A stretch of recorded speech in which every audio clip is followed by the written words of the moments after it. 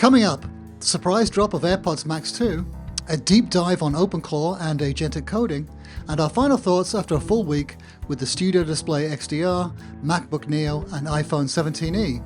And a special guest, Christina Warren, aka Film Girl. Hello, welcome to the Cult of Mac podcast. I'm your host, Leander Caney. Joining me today, we have D. Griffin Jones. Hey, Griffin. Good evening. It's been a fun week with all these Apple products. Hasn't it? Indeed, hasn't it? And hello, Lewis. How are you? Hey, great. I can almost talk. Very excited. Welcome, and that's a welcome development. And we have a very special guest today, Christina Warren. Hey there. Thank you so much for having me. You're welcome. I can't believe you agreed to join our crummy podcast, but we're very, very grateful for having you. It's, Christina, I have a question for you, which Sure. I've always been very curious about. Where does Film Girl come from? Great question. And so it's funny because, a nom de plume that you have, like kind of a nickname, you're signing up for a Twitter account, you're in college, and you're like, I like film, that's what I'm studying, that's going to be my username. You don't realize it's going to become your professional identity and even your work email address. Across multiple companies. So yeah, it just, I like film, I'm a girl, and it was 2007, and I needed a username for a little website called twitter.com. It's that simple. And it's stuck with you, so 3 decades since. Two. Let's not make this worse than it is. No, but no, exactly. And it just kind of became one of those things where at a certain point, probably, I don't know, about 6 or 7 years ago, I kind of looked at it, I was like, should I try to drop that? Should I, try to, come up with another nickname or just go by my name or whatnot? And I realized, for better or worse, this is how a lot of people know me and will probably always know me. Even to your point, they don't know the origins of the name. They just know that this is my name. Where I work, we refer to each other by our GitHub handles, and my GitHub handle has always been Film Girl. It was before I joined, and so it's a frequent question. But the fun thing about that culture is that everybody has weird handles for the most part. One of my favorites is DJ Hamilton Beach. And Jerry, which is great, and it's just that's just his GitHub handle, right? And that's just how you refer to people. And so, but there are a lot of people who have no idea what my background was, what I studied in school, or why that exists, but it just is. I was going to say we should just talk a little bit about your background. I mean, Christina, you've been a long time Apple media reporter. Worked. Where did you start at? I worked my very first job when I was in college. I worked at the unofficial Apple weblog. TUAW back in the day, RIP. And then almost I a worked, worse name for a blog than Cult of Mac. Not quite though, not quite as bad. But then you went to Gizmodo. No, then I was at Mashable. I was at a website called Mashable for a long time. And then I was at Gizmodo, and then I switched careers and I went into software developer relations, and Microsoft, GitHub, Google DeepMind, and now I'm back at GitHub. Okay, and what's your job at GitHub? So I'm a senior developer advocate. So I work on our developer relations team. So we do a lot of stuff with software development, coding, our platforms, community, that sort of thing. But for the last, I guess, 5 years, AI has really been the biggest thing in the world, and GitHub Copilot was one of the first AI kind of coding tools and assistants, and so. That's not the only thing that I work on, but that's a big part of it is GitHub Copilot and cool. agentic coding stuff. We're hoping to talk about OpenClaw and Mac Minis, local AI, all that kind of stuff. We'll get to that in a minute, though. Absolutely. I can't wait. All right, cool. Let's talk about, before, the first thing we should talk about is this surprise announcement from Apple this last week. They dropped a bomb. No rumors, no leaks, no nothing, and it doesn't even have an arrival date, which is even crazier. So, Lewis, why don't you tell us about the AirPods Max? AirPods Max 2. Thank God Apple's using numbers. New headphones. Biggest upgrade since they were released in 2020. Main difference seems to be that it's powered by Apple's H2 chip, which is not exactly new, considering it's been around since AirPods Pro 2. But, better in all ways. 1.5 times more effective noise cancellation. Tons of other smart features that people with AirPods Pro 2 or 3 already have. So that's a decent part of it. There's also something about a new I don't hear too many people talking about this. And if you read Apple's thing, new high dynamic range amplifier intended to deliver cleaner audio without changing the headphones acoustic signature. So I guess that's new hardware. Must be. Sounds cool. I guess the one exclusive thing is this lossless audio over a USB-C cable. Well, you could do that with the last version. yeah, that's not new. That's the problem. Well, they said something about you can do personalized spatial audio. Yeah, you could do that with the other ones too. Tracking. Sorry, oddly enough, while we were doing the show, show prep, I was getting that corrected on the website. Apple introduced an update last year that brought that stuff to regular AirPods Max, the ones with USB-C. The ones with USB-C, yeah, not the OGs, but the ones that I bought 2 pairs. That's it. I won't buy a third. But wow, only 2. Are you going to get mistakes were these new made. ones? Absolutely not. No. But these ones actually have new features. I know, but I spent $550 on a pair that I really didn't want to buy a year and a half ago, and I'm not going to reward myself with bad decisions by spending even more money. I'm not doing it. I don't know. This is Apple. This is there's the world of bad decisions. One bad decision after another. More and more money. This is true, but you could buy a laptop with this, right? Like that's the difference. Yeah. I saw a theory that the AirPods Max aren't really a real product for Apple. What they are is a price anchoring strategy. Is that it makes the AirPods Pro look cheap in comparison to the high end headphones. Well, and they so are good, better, best. And in truth, I mean, I am glad that they released this. Like all kind of like jokes aside, I think one of the theories I heard was that they literally just don't want to make the H1 anymore. And so they just took the same colors, the same shells, everything, and just said, okay, we're going to put the H2 chips that we've been making for 4 years now in these, which makes sense. Why they couldn't have done that a year and a half ago when they released the USB-C variant, I don't know. I guess they probably still maybe had a bunch of H1s lying H1s around. to get rid of. That's the only thing I can think of. We do know that Apple development teams are kind of small, so it's possible that around that time where they would have been developing these AirPods Max 2 a year and a half ago, everybody was working on updated AirPods instead. And then after they shipped the AirPods Pro 3, maybe it wasn't until then that they started working on these, which is why they came out a year later. Maybe. The bad thing, I mean, I'm glad that these at least are now on parity with what you could get for the AirPods, but the bad thing is specifically about the ones that the USB-C version, which again, like I'm gonna have to clown myself because I bought them, is that the sound quality was a little bit better, just because they're over ear rather than in ear. But in terms of the noise canceling and some of the other kinds of features, like the AirPods Pro 2s were really, really good. To the point that, to your point, like as a pricing anchoring strategy, it was the reason I bought the second pair. I bought the first pair because they were the first time they'd come out. I like headphones. I was going to buy them.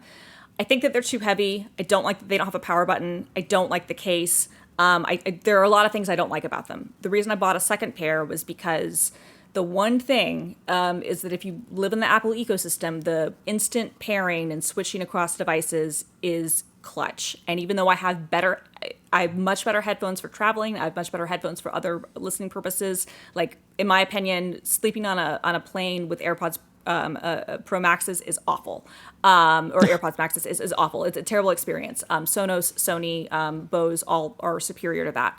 But if you are working across multiple devices, say you have 2 Macs and you have an iPad and you have a phone, maybe you have a second phone, and you want to be able to seamlessly pair across those things in the course of a workday, the battery life is not great. It's actually pretty terrible compared to other headphones in its class, but it's 10 hours. So you can get through a full day that way for meetings. What I should have done, and this would be probably my recommendation to people, unless you just really like the look or whatnot, was just buy 2 pairs of AirPod Pros and then just switch between the two when you run out of battery. Because that was the only reason I bought a second pair. But for the battery life? Well, because the battery wouldn't last? It's just because, like I said, I would be on so many different devices in the course of a workday, switching between different things. I didn't want to have to unplug my headphones or do the repairing dance. But if for 3.5 hours isn't going to last you all day on AirPod Pros, what I should have done though is just bought a second pair of those. And then just switched off rather than buying the Maxes, in my opinion. But mistakes were made. It sounds like you have two of everything. You mentioned two Macs, two phones, two headphones. Yeah. It's like a lot. Is that really? So do you use two Macs simultaneously? Yeah, because I have my work machine and then I have my personal machine, and so there might be some things that for various reasons, like you're doing for personal stuff. Something comes in, and sometimes there are like corporate restrictions on things you can or can't do or whatnot. So you have usually I have one computer plugged into one monitor, one into another, and then I have a work phone and I have a personal phone. I have too many Macs, though. I have a number of personal Macs. So, but yeah, honestly, the switching. But who Macs? Come on, this is cult of Mac. We all do. That's right. I know. Yeah, who doesn't? Who doesn't?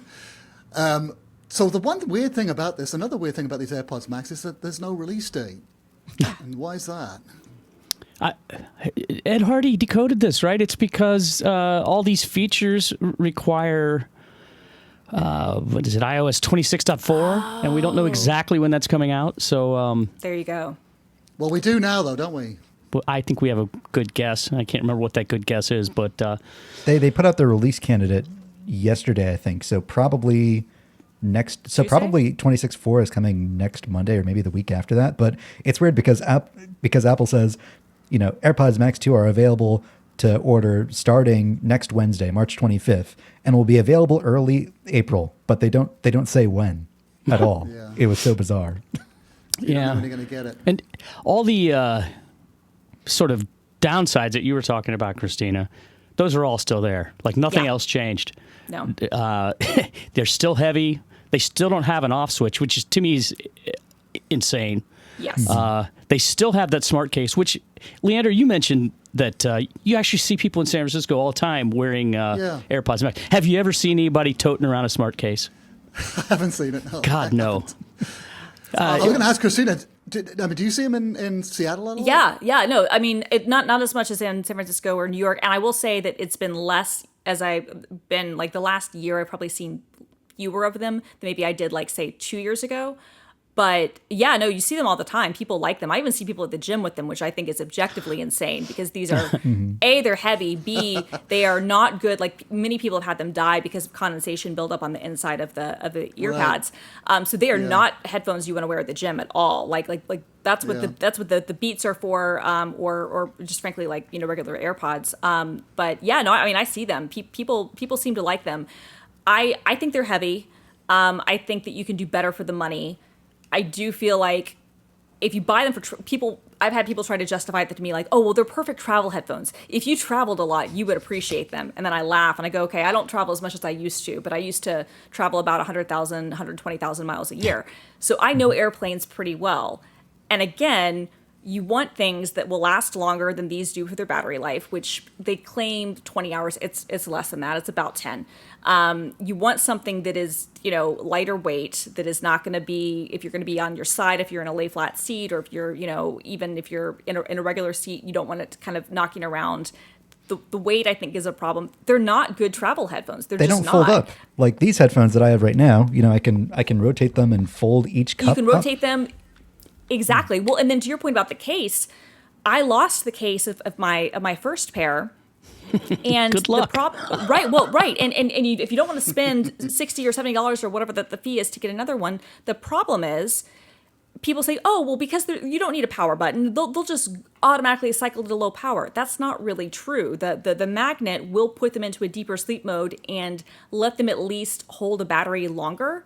But if you don't have them in the case and you're just using them outside of the case, you're going to have to charge them every single day because when you need them, they will be dead. And because that low power mode is just give us an off switch. Like I fully understand for AirPods, for the in-ears not having a switch. I think that's a good decision. But you've got all this real estate. Just give us an off button. It would be so much better for everyone, right? Like I'm not even saying that you couldn't even have some sort of sensor on where you could maybe detect something to automatically turn on or whatever the case may be. But I think even that trade-off, most people, myself, I would certainly much rather have to press a button and power it on the way I do with every other pair of headphones than have to say, oh, well, I haven't used these in 3 days. They've been in the smart case. Let's hope that I still have, some battery life and I don't have to charge them for 5 minutes before I can actually, listen to music.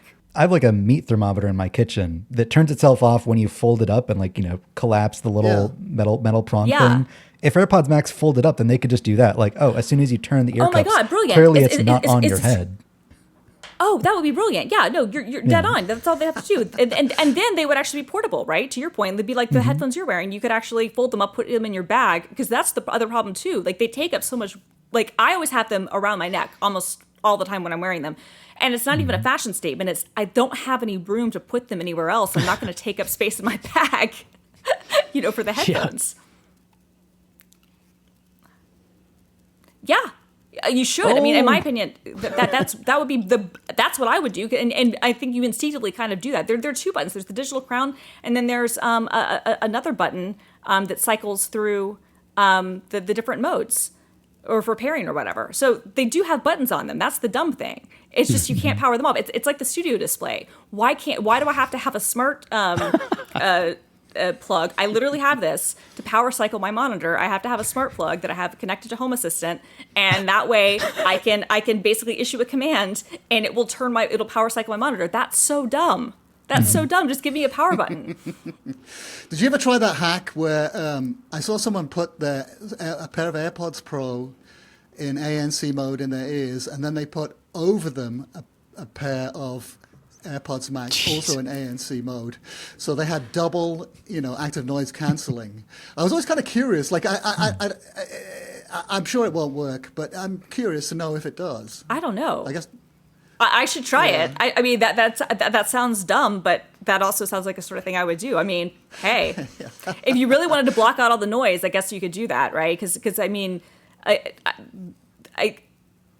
in addition to them probably running out of H1 chips, it was a little embarrassing that you've had like two successive versions of the AirPod Pros that have had better noise canceling than the $550 AirPods Maxes, right? Which has been a problem, right? Because the Pro 2s I think were just probably one of the best like in-ear headphones ever to exist, and the 3s are better noise canceling. I don't like the sound signature as much, but the battery life is better. There are other benefits there, and it's like, okay, you're now going to be like your flagship, like the whole reason that people buy them is because they think, these are the best, they're the most expensive, they're the biggest.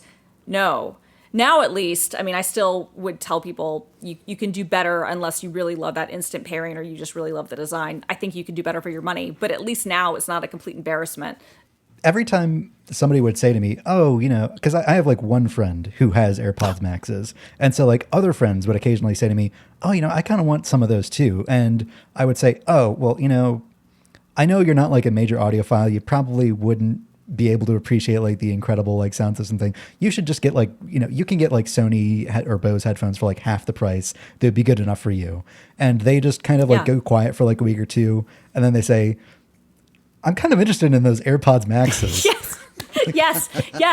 I've had the exact same thing. Are you tempted by them, Lewis? I mean, because you like them, don't you? Would you, if you had the money, go get a pair? I mean, I reviewed them for Cult of Mac when they came out. Yeah, I thought they sounded awesome. They were comfortable enough. I wrote the review, the day they came out or something, right? I didn't have like a month. And I gave them right back to you, Leander. So I never traveled with them. So I don't really know about that aspect of it. That's about the only time this podcast is about the only time I ever wear big headphones, over-ear headphones. Because I have, AirPods Pro 2 in my pocket. I've got like a skull ring in my jeans from where my AirPods Pro 2 thing is. I carry them with me everywhere, and I use them every single day for hours and hours, multiple things. Whether it's listening to podcasts or taking phone calls. I mean, I swear to God, every time the phone rings, I'm scrambling for the AirPods, put them in my ear because it's so much more convenient, so much easier, sounds so much better. So I absolutely love AirPods Pro. I mean, if I had all the money in the world, sure, I'd buy some AirPods Max, but it's not. I just don't sit around and listen to music with headphones. I just don't do it. The only time I would wear them would be on flights, and even then, I mean, I have some over-ear headphones, noise-canceling ones that I would take on overseas trips, and, it's kind of worth it. But then again, just having the AirPods Pro, they're really good, and they fit in my pocket. So and even even headphones that do fold up take up a fair amount of space if you're trying to travel light. So that's the one thing about the Max is just they're just too big and bulky. Like the whole thing, and especially you get that case, which looks aside, I mean, it just seems like one of the silliest things I've ever seen. Like protects. I quite like the case. It's very minimal. Well, but that's kind of the problem. Like the band on the top. If we're airing our grievances on the Max since they changed nothing with them, and since I bought them twice, and so again, I keep stressing this because I'm dumb. Like I'm not a bright person when it comes to this. Like I really did just reward bad behavior with like more bad decisions. Is that the mesh kind of loses its shape a little bit if you wear them. But what I've always been what I've worried about. And I haven't had any punctures or anything. Like I think it is strong enough for that. But yeah, this is like my issue with the case. Minimal is fine, but you're protecting, like the ear cups fine, which is okay. But then you have the top of it, like this not super rigid, like mesh structure. Like I've always been half afraid that I have them in my bag. If you have, say even an Apple Pencil or something that hits it the wrong way, it could slice through the top and cut into that mesh. It just feels like at least. Sony, when they redesigned their flagship over-ear headphones a couple of years ago, and they made them less foldable, which was not a good thing. But the case, at least, was still fairly minimal. And Sonos headphones, which I did not pay full price for, I would not have paid full price for, but for the price I did pay, I think they were excellent. They don't fold up super small, but at least it is like a full, case that you can. It's relatively thin that you can kind of fit in it, and it protects the whole body. But like the AirPods, it's just like, okay, I'm just going to have these loose in my bag, and now I'm worried about them kind of getting, jumbled around, and nothing's ever happened. And I've worn them many, many, many times all over the world. Although, like I said, I usually wear other headphones on a plane because they're just better options for that. But yeah, I hate that they're calling them two. And it's like we changed the chips so that they are now actually not outdated. So that's a good thing. So if you like the design and if you want and you have the money for it, I think this is actually a much better deal than the ones that existed last week. But I don't know. I feel like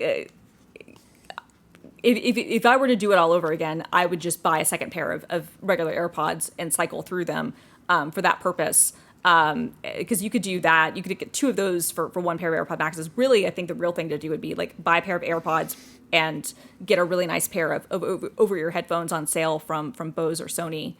Well, people are praising the Soundcore ones. What are they called? The Soundcore something Pro? Space Pro.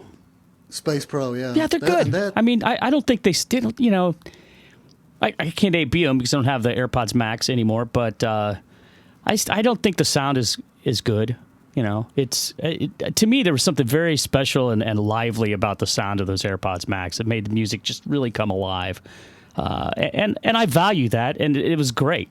But, you can pretty much... That's kind of feature number one for a pair of headphones, isn't it? Well, I don't know. I mean, again, when was the last time you sat around in your house and listened to music? I don't do it.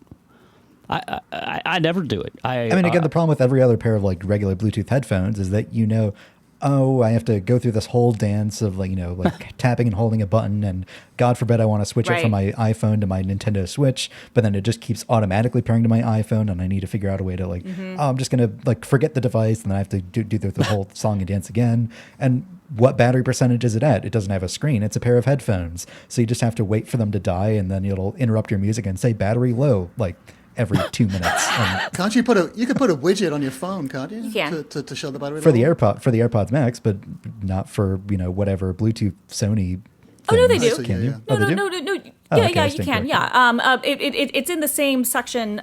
Even without the H1 chip, it's just in the same Bluetooth section as anything else. It's not going to maybe be in your Apple battery widget, but if you open up the Bluetooth area, like my Sonos is, for instance, I can see. What the battery life is on those, and then they have an app which you don't have to use their app, but you can use that app if you need to see something as well. But no, you can see the battery percentage. The nice thing about those though is again there's an off button, and so I can have those powered off for a month and a half, and I can turn them on, and it's oh, you still have 40% battery, and I'm oh, excellent. Yeah, I guess it varies by Bluetooth headphones because I've had some before that definitely don't warn you until it just starts interrupting your podcast. Right, and then you're like, okay, I'm at a loss. Yeah, no, you're right. I mean, there are some very nice quality of life things, especially if you are almost entirely in on Apple. I will say where the multi-pairing thing falls down, if you are wanting to use it with something like a Nintendo Switch, or if you're wanting to use it with, if you have a Windows device or a Linux device or something else that you want to pair your headphones with, then that like instant pairing aspect of the AirPods goes away a little bit, but I don't think it's usually the target market for. I think most people who buy AirPods Max are either heavily in the Apple ecosystem, are buying it for the fashion component, whatever that may be, or just and that's really what it is, because you can get better sounding headphones for the money, you can get better practical headphones for the money, but there is something, unfortunately, about where they fit in kind of that sweet spot where, like, if you have the money and you use a lot of Apple devices and you want over-ear headphones and you're okay with all the trade-offs, $550. Do you use spatial audio? Do you guys ever listen to spatial audio? I do, but I turn head tracking off. Oh, you do? Why?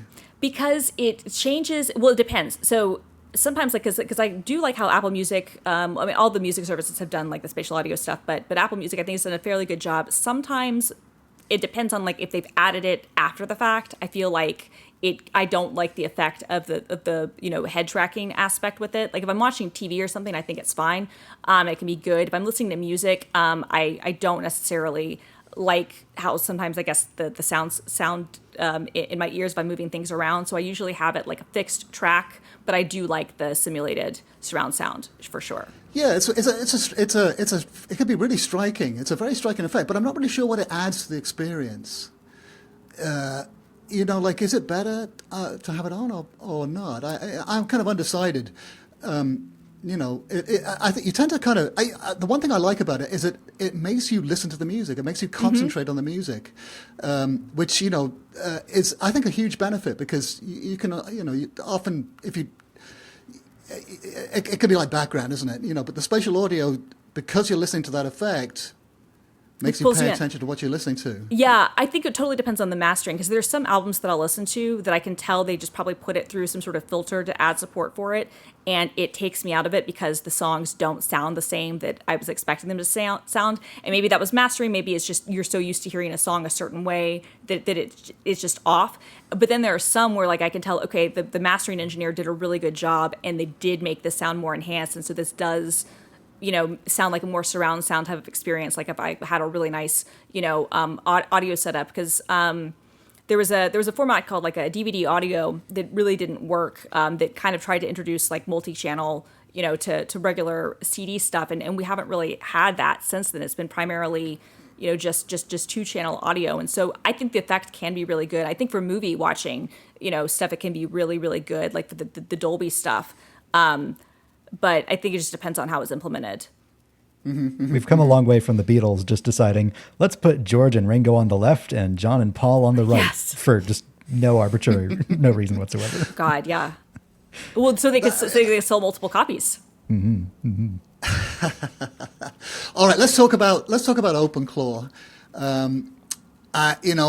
It's this Jensen Huang. I think he gave a keynote speech to me last week, and he said that this is OpenClaw running on a Mac Mini, he was actually touting it in the cloud, but he's saying this is the personal computer. This is the paradigm, the modern paradigm. This is what the personal computer is going to turn into. And of course, Christina, at GitHub, this is the most popular project on GitHub ever. Yeah. Yeah. I mean, it's been crazy. So I mean, I think that Pete started it in. I think December and in January started really gaining momentum, and it's the most popular project in GitHub history. I mean, and just the number of people who are using it it's blown away. I mean, I remember looking at it when the name changed. So originally it was called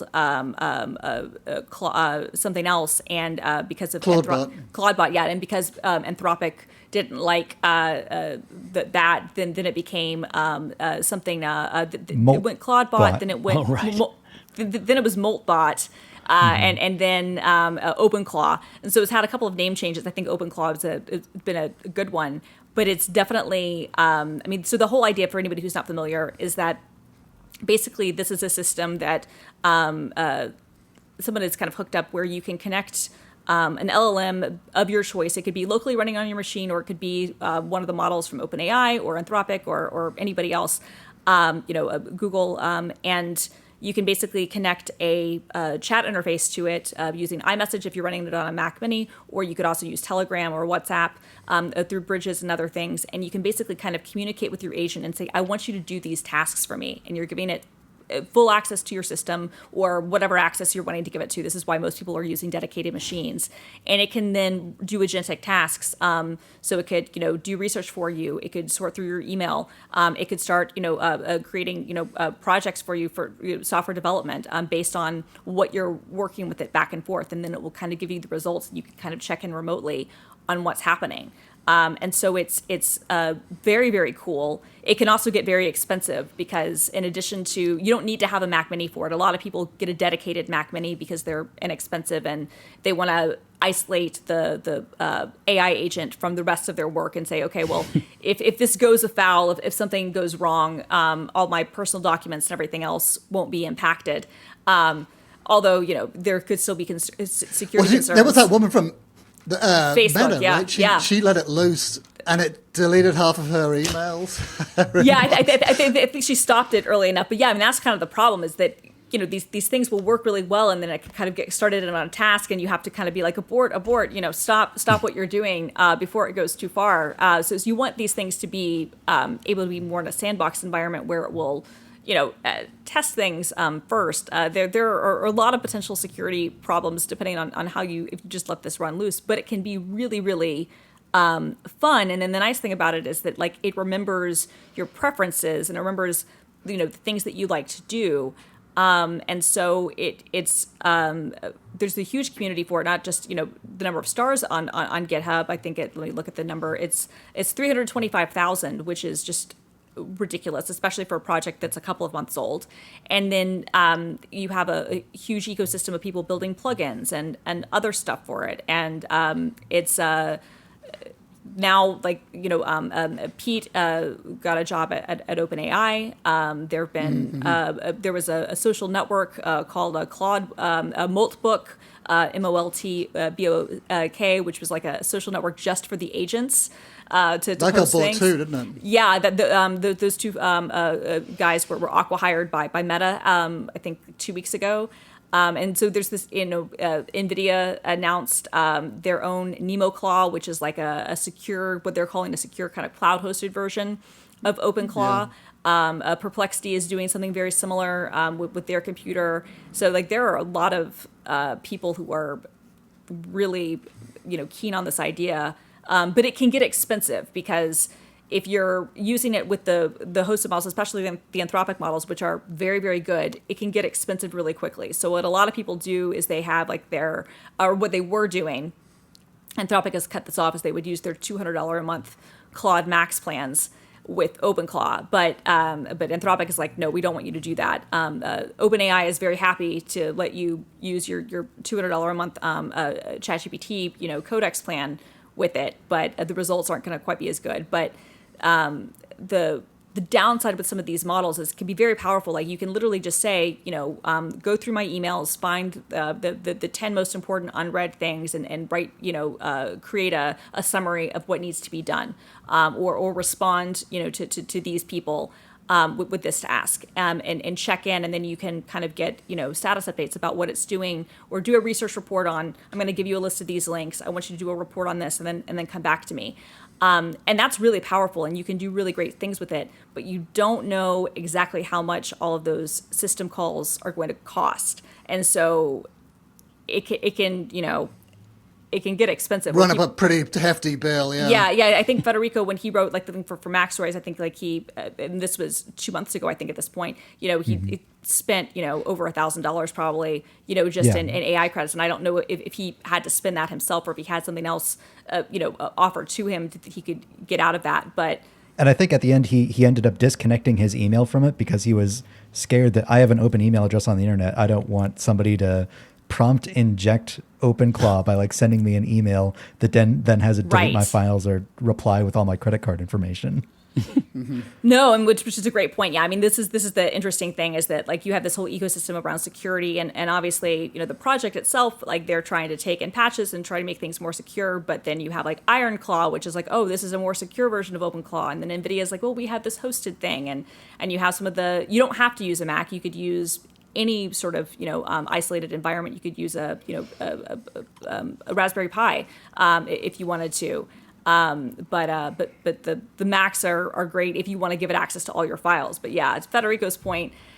Great power comes great responsibility. I have it running. I do not give it access to my email for those same types of reasons. I'm like, I don't want somebody to be able to find some sort of flaw in something that I've misconfigured and find a way to prompt, and then all of a sudden now they have access to all my emails. Well, there was a report that hackers are using invisible Unicode to prompt machines. Only the machine can see it. Even if you carefully parse it and read whatever message is being given, they're hidden in Unicode, so only the machine can see it. And they even pass some kind of checks too, some machine checks that you can run it through. I'm not sure the details, but it seemed very nefarious.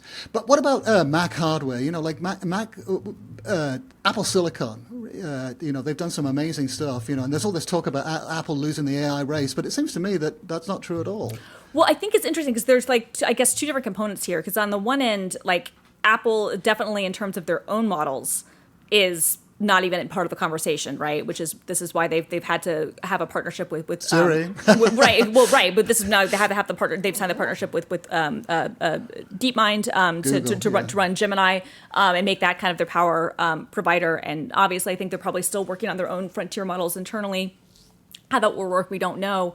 But the hardware itself, because there are all these open weight models that from various companies. Google has some. Quan is a big one. Mistral, like there are a number of companies out there who are doing these things that can be pretty powerful and can you can get a lot out of them.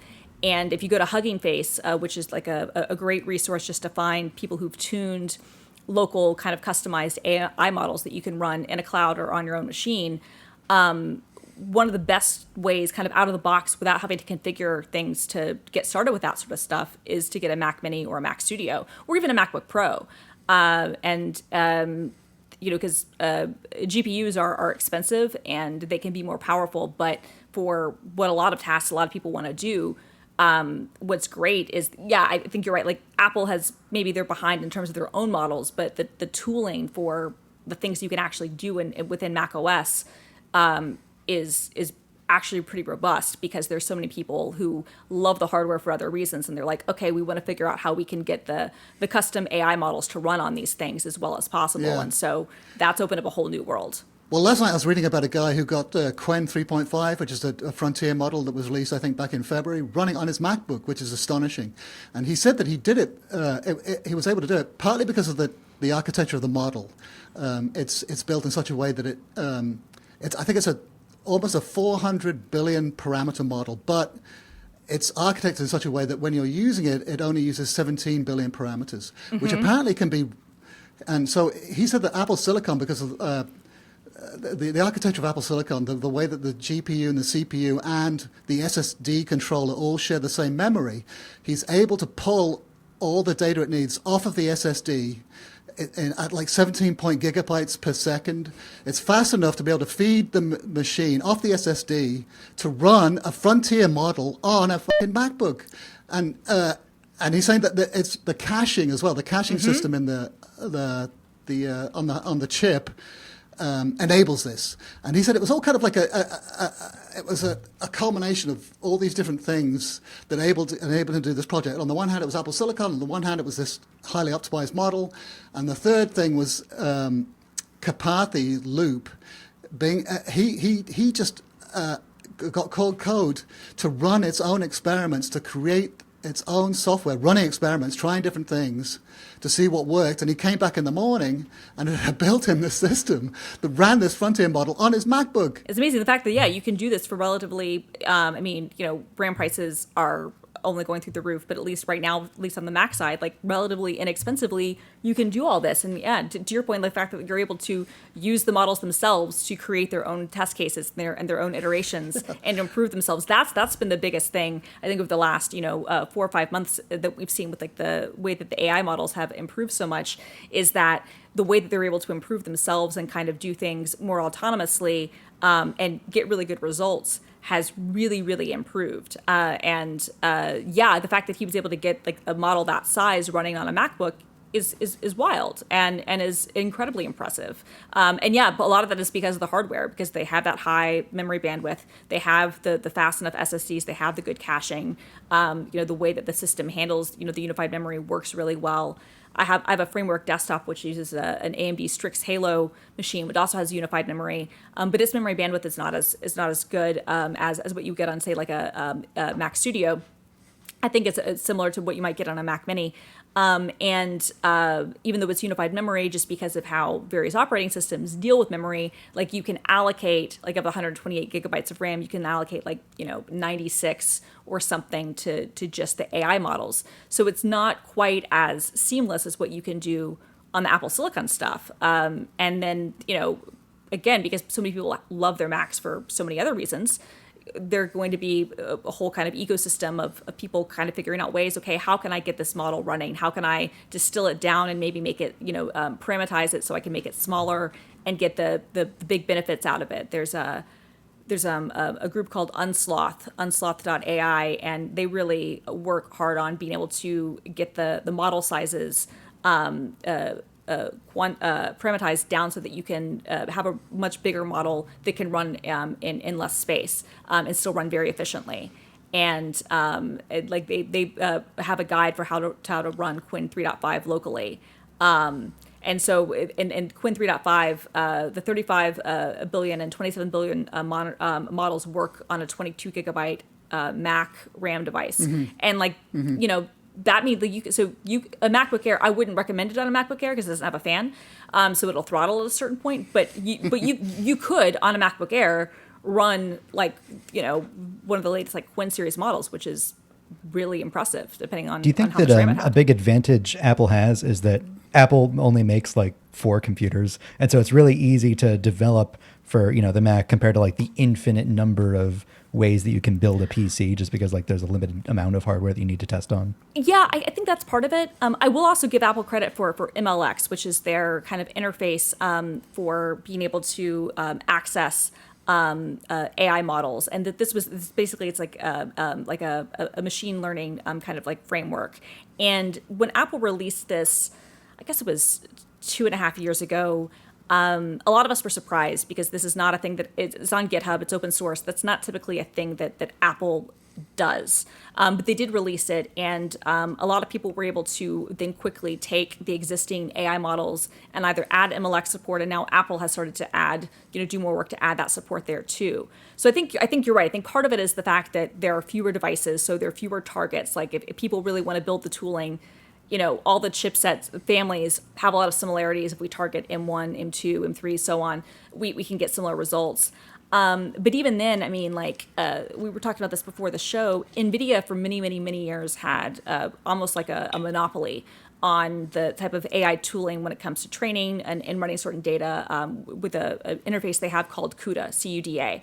And AMD has been trying for years to get people to kind of build similar tooling for their GPUs, because their GPUs are pretty good, but it just hasn't happened. And so even when you have really powerful integrated hardware like the Strix Halo, the tooling just, it's not quite there. It's better in some ways in Linux, some ways in Windows, but it's hard to kind of find that sweet spot. Whereas Apple, I think, to your point, Griffin, there's one chip and there are millions and millions and millions of them. So I think that it's probably a combination of fewer SKUs, and then the fact that you have an order of magnitude more of those machines available than you do for what those other configurations are, right? Because even if you had, if AMD was killing it, they're not going to be selling as many units with the exact same type of chip architecture in the wild as Apple does, right? Just in terms of main consumer things. So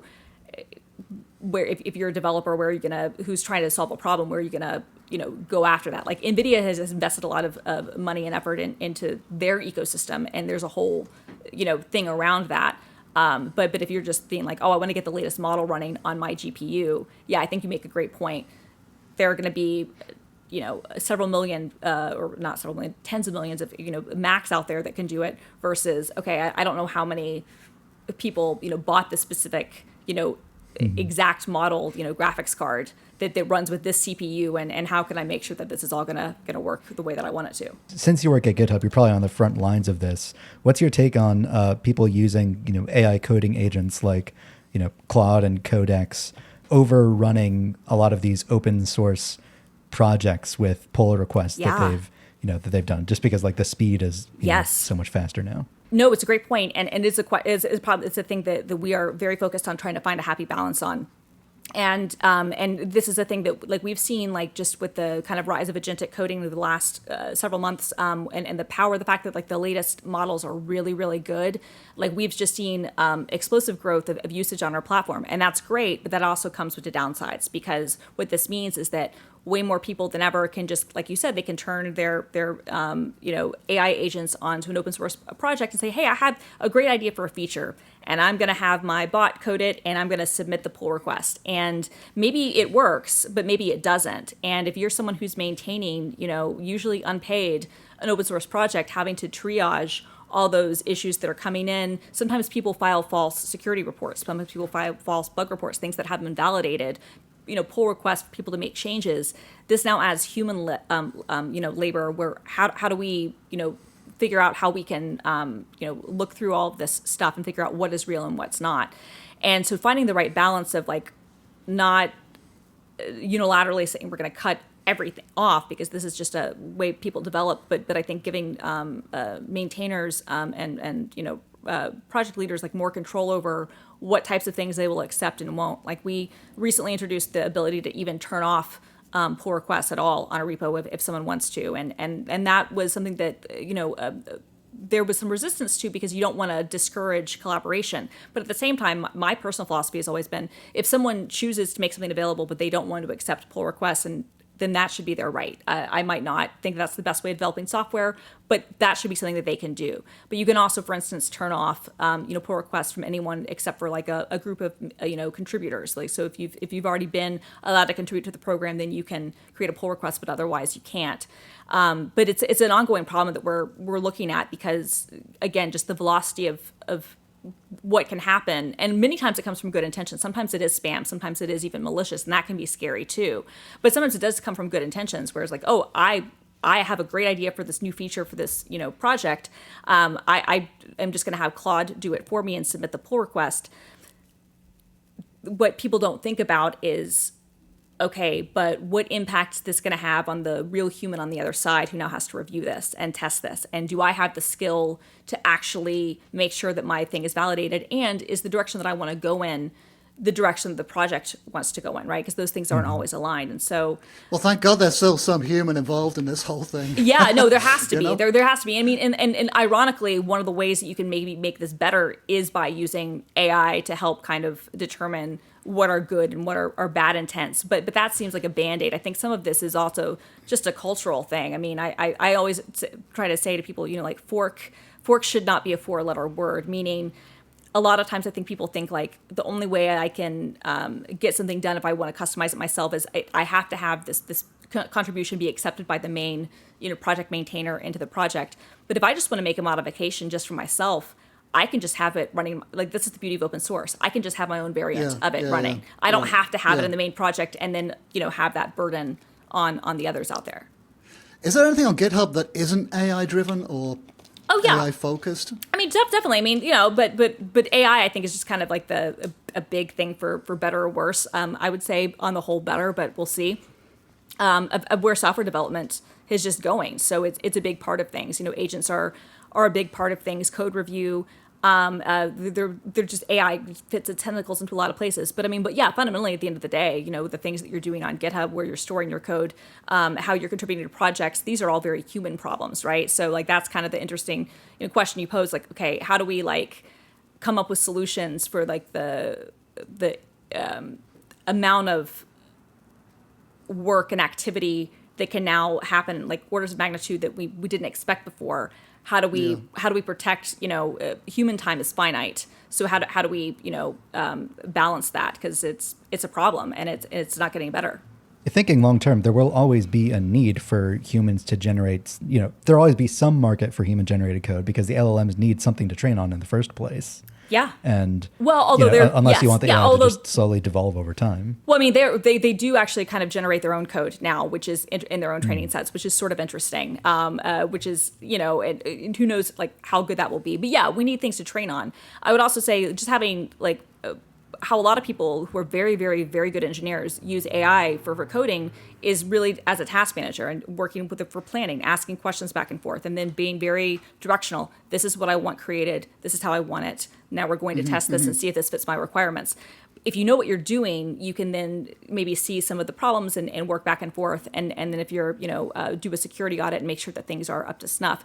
If you don't know what you're doing, which is the bigger kind of question mark, it can be like you don't know how good that code is going to be. But yeah, which I guess is a long way of saying like if you're a security person, you probably have some job security for now, right? More than anybody else.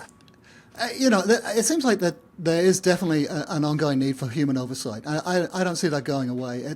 Even if it's perfect, someone's got to look over it and make sure that it's doing what it's supposed to do and not doing what it's not supposed to do.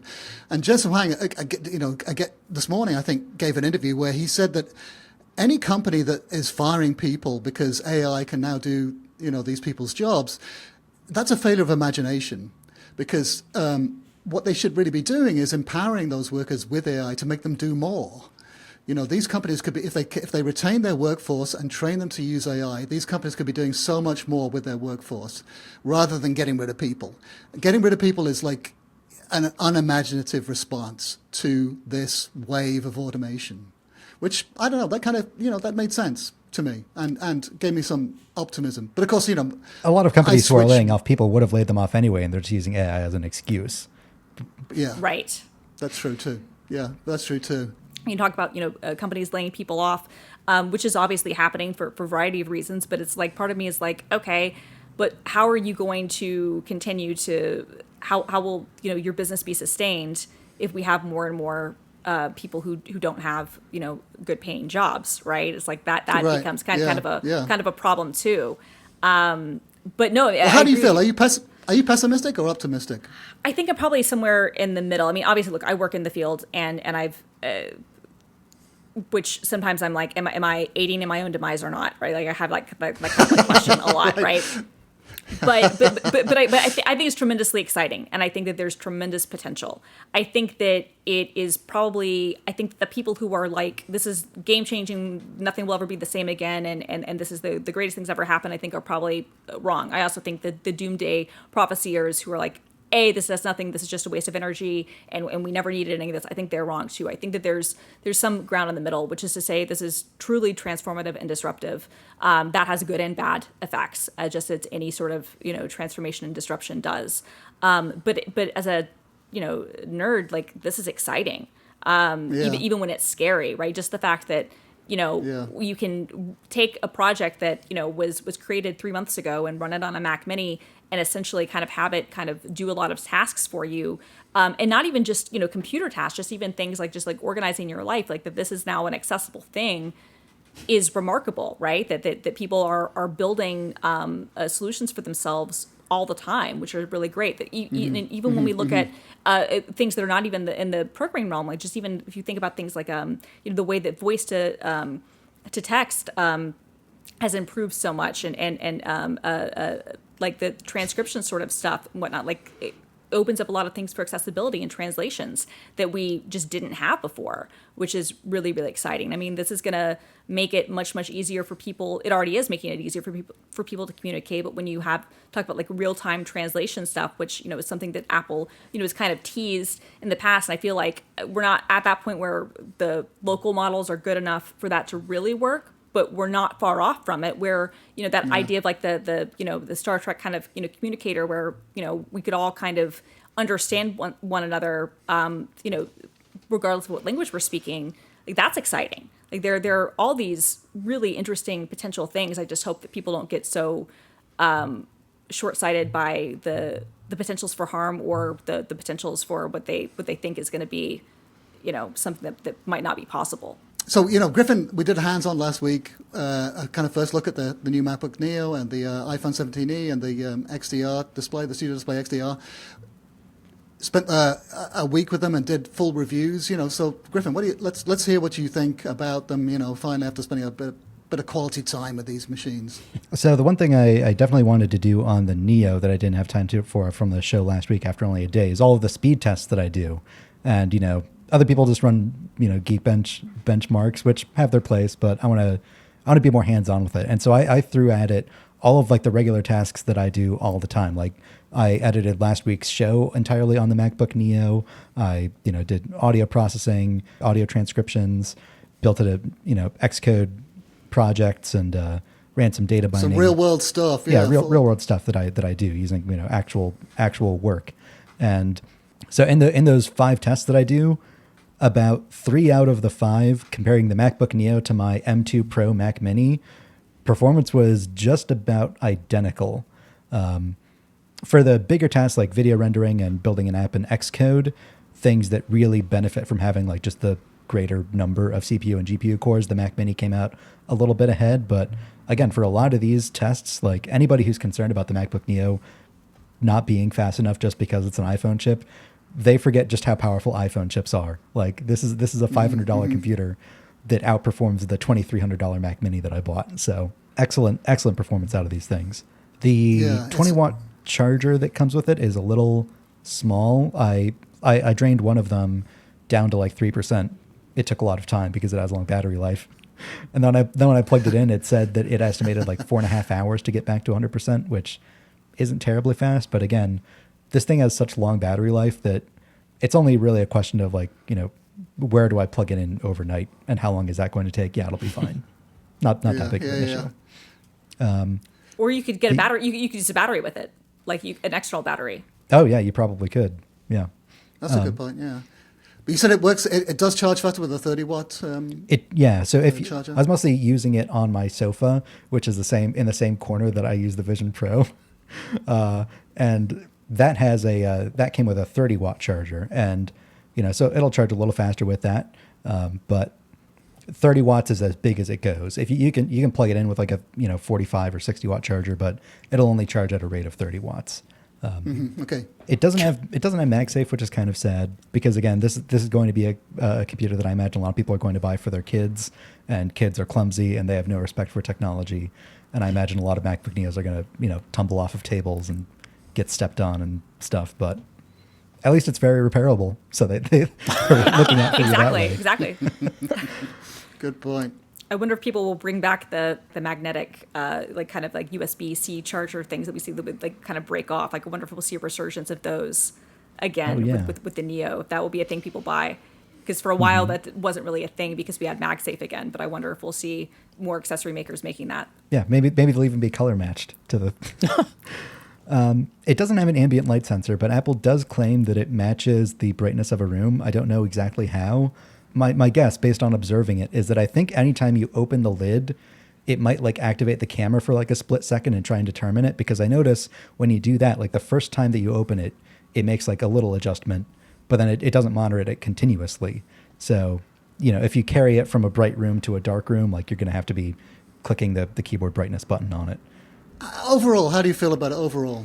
Overall, it's an excellent computer. I know this is going to be a lot of people's first computer, and I think the interesting way that Apple has positioned it is that if you have the money to buy a MacBook Air, there is literally no reason for you to buy a Neo. It is very clearly not better than the MacBook Air in any respect. It's not smaller. It's not lighter. So if you already have a MacBook Air, I know there are a lot of people who are like, I kind of want it because it's cool, but it's like an objectively worse computer than the MacBook Air in every way. There's no reason it's better other than the colors. Like I'm sure this came up in when they were designing the product. Like they very intentionally didn't make it any thinner or any lighter, and so they're losing like a little bit of sales there for people who already own a MacBook Air. They have no reason to buy this instead. But I think the trade-offs are that It's built with more screws inside. It has like a smaller battery, so it's incredibly repairable. It's really, it's an excellent computer. Nobody was expecting it to be only $600. So Right.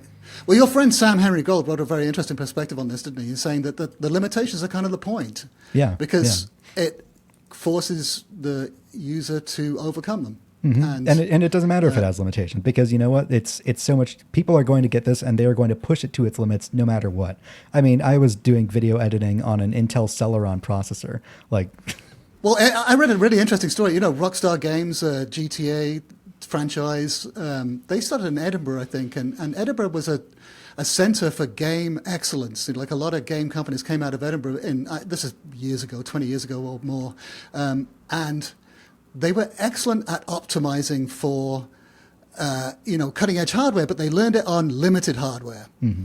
And it was because they were poor, they had crappy machines, they had to program for these very limited devices.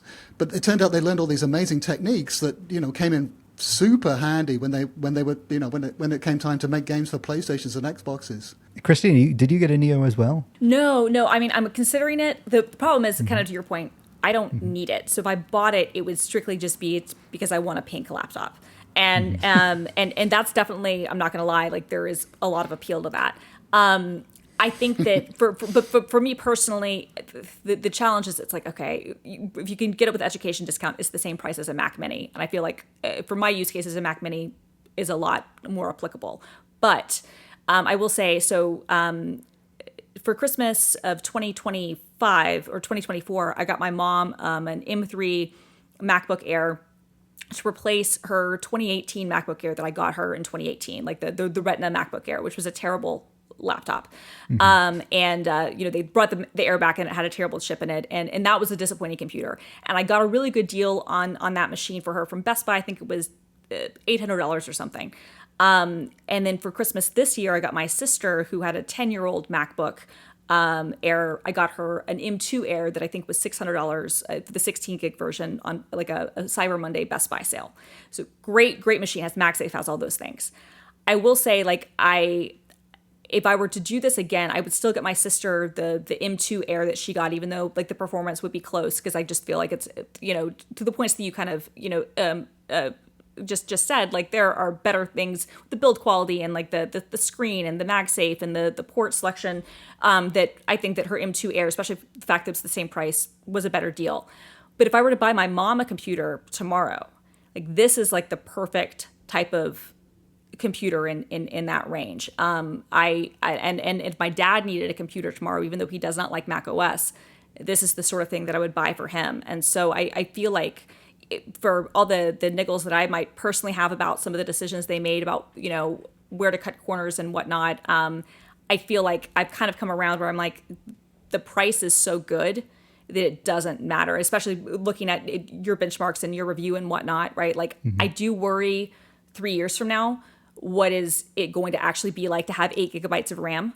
I do actually really worry for that, to be honest with you. And so my slight concern for some folks is just to be like, don't expect, like, because people have kind of the general knowledge, Macs last forever.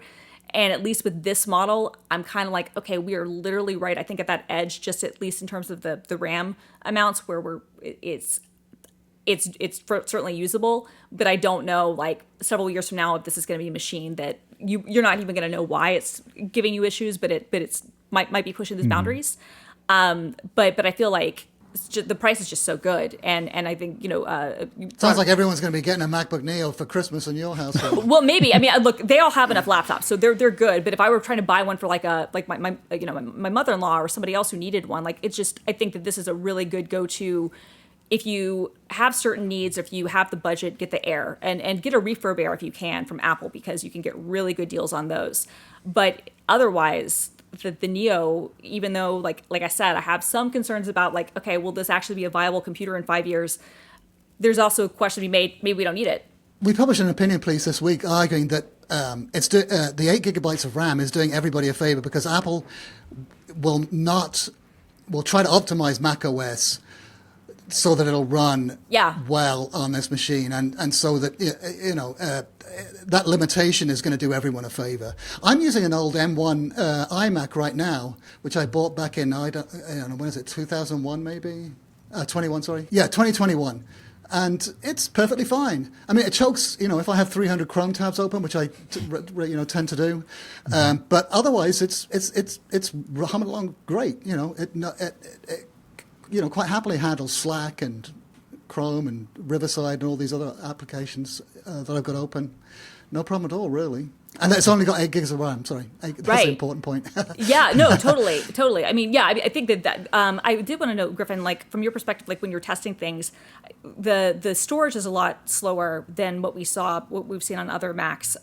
Did that impact anything, like in your usability or anything? I mean, again, I don't think for the target audience for this laptop it matters, but just curious what your perspective was. The storage speed, I didn't really notice as much, but I did notice that, I mean, I had 2 of them. I have the 2, because I simply cannot be stopped. Right. I bought both the 256 and the 512 one. And the 512, yeah. The 256, like if you're doing, the 2 worst apps for storage space are Final Cut Pro and Xcode. Both of those will just eat up no matter how much storage you have. You can get like the 4 terabyte or 8 terabyte ones, and because then Xcode will just like keep downloading new SDKs for each new point release of iOS, and each of those takes up 10 gigabytes. And if you never cleaned it out, then that'll just like eat up over an entire terabyte of your storage. Or Final Cut Pro, it's really bad in its default settings. Anytime you import media into a library in Final Cut Pro, it makes a copy of it, and that'll just eat up hundreds and hundreds and hundreds of gigabytes of space. So importing one episode of the Cultcast into Final Cut Pro while having like a bunch of other like pro apps just downloaded on them ate up the entire 256 gigabytes of storage pretty quick. So One day, huh? Yeah, I recognize like the 256 is like the storage capacity is a much bigger limitation than the storage speed. I mean, it's an SSD. It's still incredibly fast. Apple has high standards for storage. Okay, that's good to know. A super cheap like SSD off of like Amazon, like some of them are really sketchy. Like they promise like a terabyte of SSD storage for only like $50, and those are only going to be barely faster than a spinning hard drive. But those little Kingston ones now, the little tiny ones you can plug into the side, they're 1 terabyte, I think. They're plenty fast enough for most tasks, I believe. Yeah, and it's pretty inexpensive too. I think it's $60. I mean, just make sure that if you get one of those on a MacBook Neo, plug it into the port in the back so that you get the full 10 gigabits per second. I was going to say, yeah, plugged into the right port. Did you use it with external monitors? I know that it can only outplay to 4K, and I know that we're about to talk about your monitor review, but just curious, like what the performance was like if you were using it with this external display. So this is kind of interesting. I plugged it into an external 4K monitor like a basic one from LG, and because it's a limitation of the bandwidth and not actually of like the compute power, even though it's a 4K monitor, I could get more than 4K resolution by using it in a scaling mode. So I scaled it up to like, the equivalent of like a 27-inch 5K monitor, right, but on a 4K space, and it could still do that. And that's what I did when I used that 4K monitor as my regular, one and only screen before I got a 5K screen. That's not as big of a deal. Like you can plug it into a studio display and it'll be, 1K fuzzier. So it'll be 20% like a little blurrier, but I guess my question was more about and the discussion about the scaling thing was because I know that on some machines, like there have been like, scaling, like because it's doing that stuff, like there might be performance hindrances. And did you notice anything with that when you were kind of doing it in that scaled motion, was everything still fluid and working well for you? Yeah, it was still fluid. It took like, 2 or 3 tries plugging it in, but it might just be a dodgy cable that I used because it was like an HDMI to USB-C cable that might have been cheap. Got it. But speaking of the display, do we want to talk about that a little bit?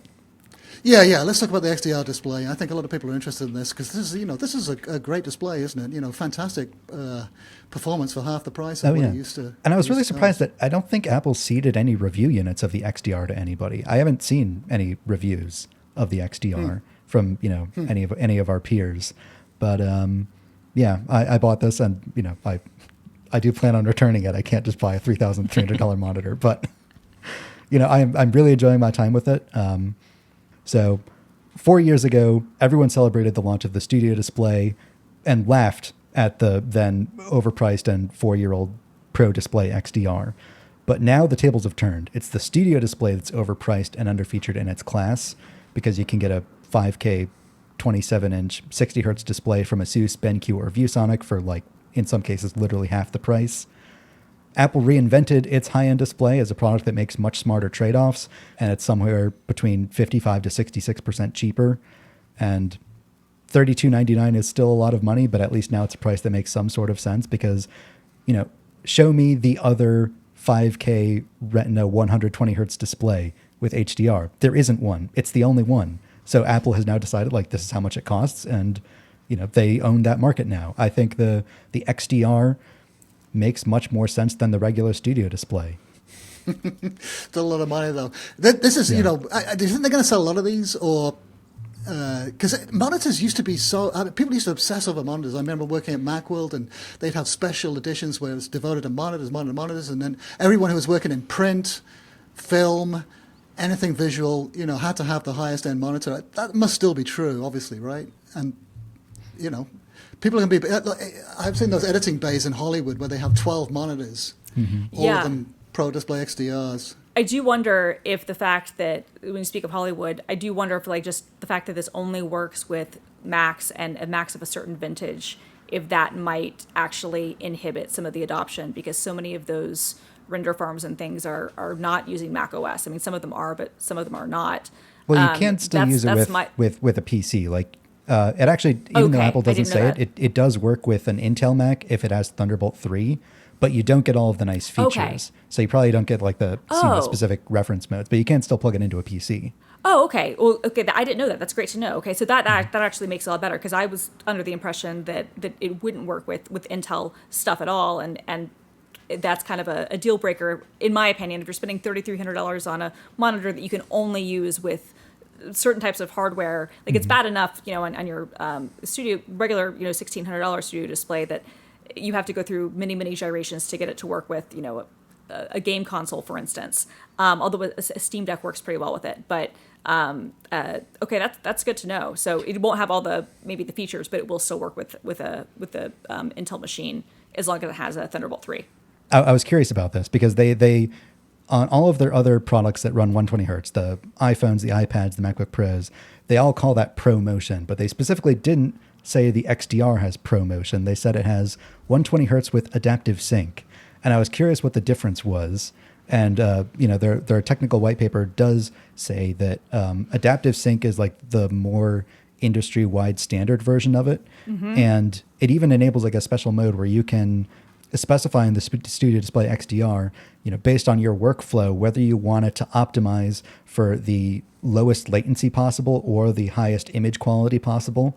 Like, and it makes a difference down to, like, the milliseconds over, like, when the display changes the image or the refresh rates and stuff like that.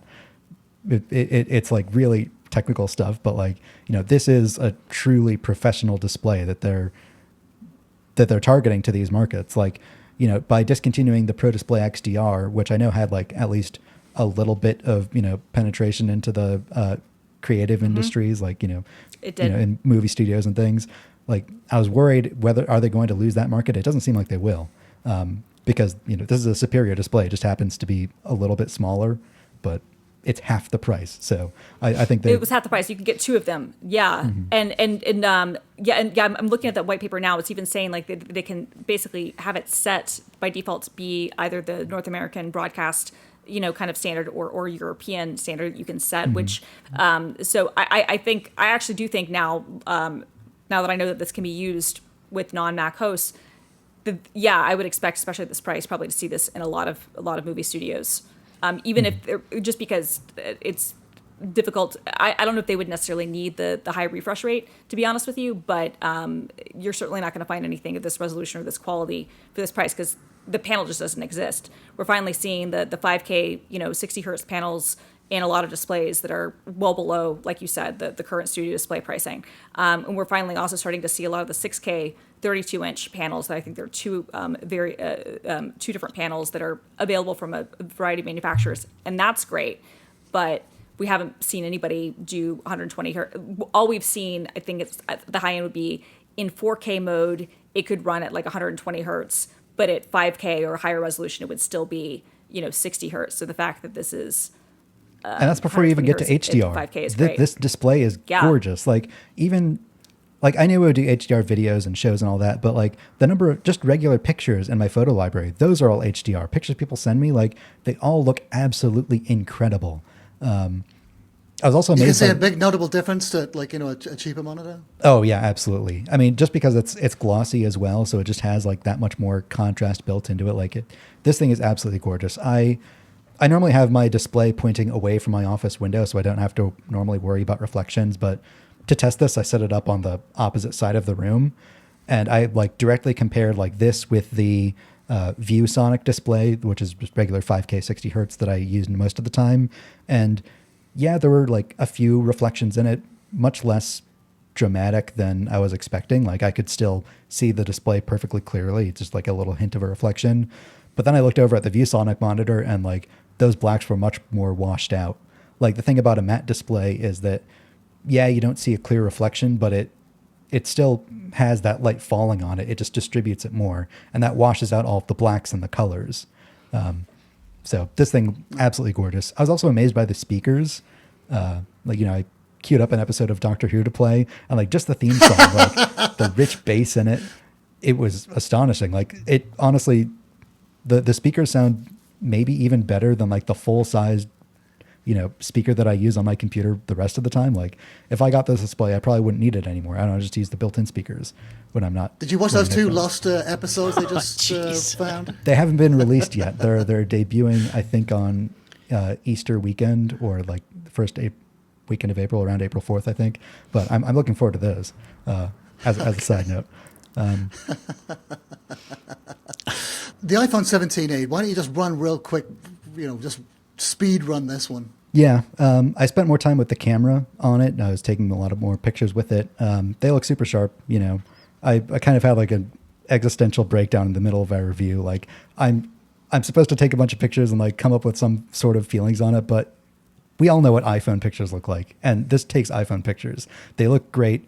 It's simultaneously amazing that we all just carry this photographic power with us in our pockets wherever we go.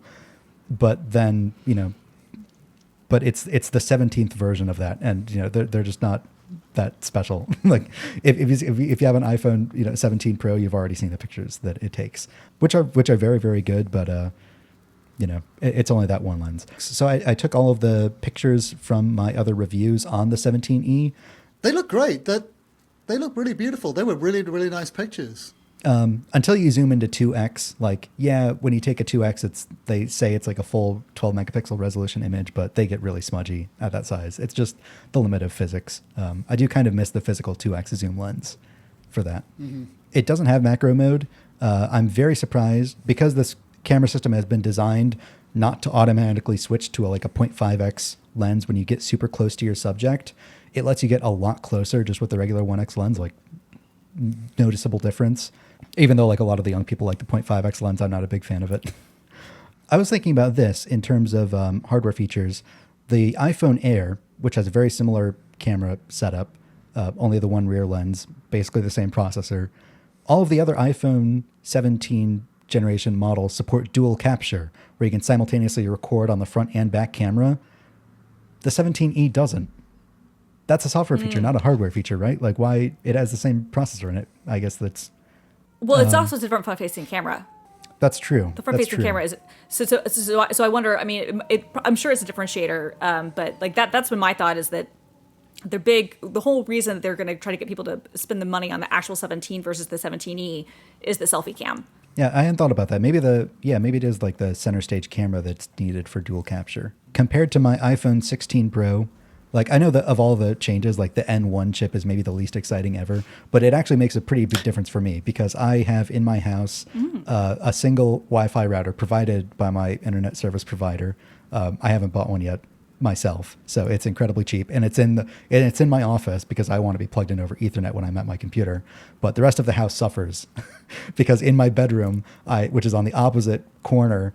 On my 16 Pro, I get pretty spotty connections. Like it drops out all the time, especially with like all the doors closed. But the 17E, I think because it has the N1 chip in it, gets noticeably better performance. It doesn't drop out. I get a very solid Wi-Fi connection. So if you don't have a very good internet setup at home, you just stick with whatever, Spectrum or AT&T gives you.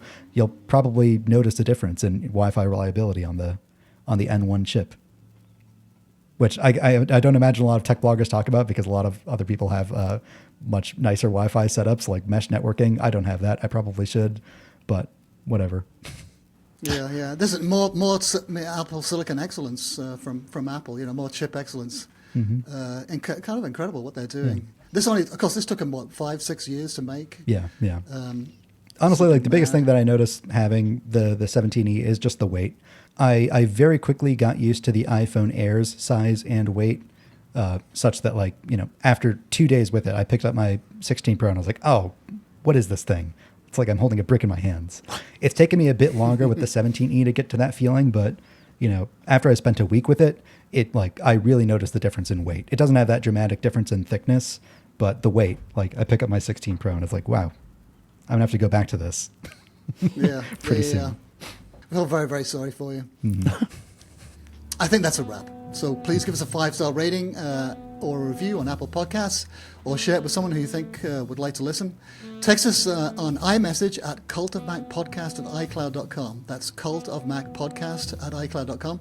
Send in your questions, comments, feedback for the show. You can also send an audio message or a short video for us to play too. So you can find Christina Warren on Mastodon, Blue Sky, and GitHub at FilmGirl, and on MacBreak Weekly podcast every Tuesday afternoon. That's an awesome gig. Yeah, congratulations on that. Thank you so much. Yeah, I was really honored that they asked me to join them, and it's been a lot of fun. It's been a couple of weeks, and how do you find the time? You've got a full-time job. And I do. GitHub was wonderful. They said, okay, as long as you can get your other duties done, then you can do the show. And like I said, I'm on leave right now, so we will see. When I start back at work, I just have a time blocked out of my schedule. But I'm very lucky that I have an employer who was willing to basically say, okay, as long as you have your other tasks taken care of, you can take a break. Very good. All right. Well, thanks everybody for listening. Thanks for watching, and we'll see you next time. Have a great weekend, everyone. Goodbye. Bye. See ya.